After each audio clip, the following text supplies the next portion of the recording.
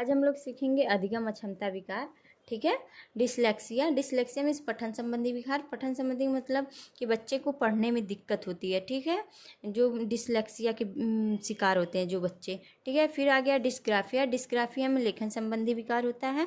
लेखन यानी उसको लिखने में दिक्कत होती है, वो कभी कभी अक्षरों को पलट के लिख देता है। जैसे उसको कमल लिखना तो कलम लिख देता है। इस तरह के विकार आते हैं डिस्ग्राफिया में, उसको लिखने संबंधी विकार आते हैं। ठीक है, फिर आ गया डिसकैलकुलिया। डिसकैलकुलिया में गणना संबंधी विकार, यानी कि इससे समझ लिए डिसकैलकुलिया से समझ में आ ही जा रहा है कि गणना संबंधी विकार, जैसे उसको गणती संक्रियाओं में दिक्कत होती है डिसकैलकुलिया से। ठीक है, फिर डिस्प्रैक्सिया आ गया आपका। क्या आ गया? डिस्प्रैक्सिया। डिस्प्रैक्सिया में एक से अधिक विकार जिसमें होते हैं वो, जैसे कि लिखने में भी, पठन में भी, वाचन मीन्स पढ़ने में भी, यानी लेखन मीन्स लिखने में, पठन मीन्स पढ़ने में, वाचन मीन्स उसको बोलने में। ठीक है, गणना संबंधी विकार भी जिसमें एक से अधिक विकार होते हैं उस डिस्प्रैक्सिया के शिकार होते हैं वो बच्चे। ठीक है, फिर आ गया आपका डिस्थीमिया। क्या आ गया? डिस्थीमिया यानी तनाव संबंधी विकार।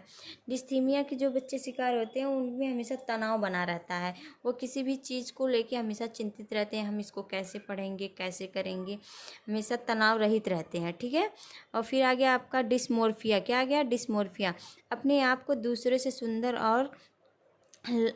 लंबा और ताकतवर समझना। क्या? सुंदर, लंबा और ताकतवर, यानी कि डिस्मोर्फिया कैसे जो शिकार होते हैं वो सोचते हैं कि सबसे सुंदर हम ही हैं, सबसे अच्छे हम हैं, इस सबसे ताकतवर हम हैं। वो अपने आप को दूसरों से अच्छा समझते हैं। ठीक है, फिर आ गया आपका अफेजिया।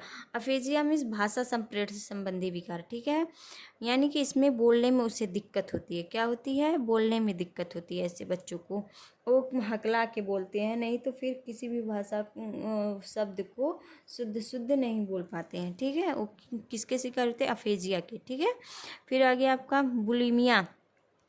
भोजन ग्रहण प्रवृत्ति से संबंधित विकार। कई बुलिमिया के बच्चे जो शिकार होते हैं वो कभी कभी भोजन को अच्छी तरह से निगल नहीं पाते हैं। देखते हैं कभी कभी गांव में भी ऐसे बच्चे होते हैं जिनको खिलाने पे वो खाते नहीं हैं जल्दी, यानी कि उनको जल्दी वो निगल नहीं पाते अपने भोजन को। ठीक है, आपका आ गया प्रोजेरिया। क्या आ गया? प्रोजेरिया कम आयु में वृद्धावस्था के लक्षण।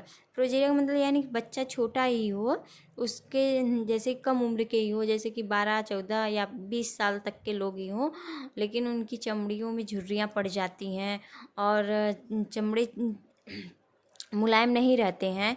ऐसे में उनको देखने में ऐसा लगता है कि इनकी एज काफ़ी हो गई है। एक कम आयु में वृद्धावस्था के लक्षण दिखने लगते हैं जो इस प्रोजेरिया के शिकार होते हैं। ठीक है, फिर आ गया आपको डिमेंशिया। क्या आ गया? डिमेंशिया तर्क ना कर पाना, स्मरण शक्ति कमज़ोर होना। जिस बच्चों में डिमेंशिया पाया जाता है वो किसी कार्य को तर्कपूर्वक नहीं कर पाते हैं, यानी उसे समझ नहीं पाते हैं, और उनमें भूलने की शक्ति ज़्यादा होती है। ना स्मरण शक्ति कमज़ोर होना, यानी वो किसी भी चीज़ को पढ़ते तो हैं लेकिन भूल जाते हैं, उसको स्मरण करते हैं फिर बाद में भूल जाते हैं। ये डिमेंशिया के भी शिकार होते हैं। ठीक है।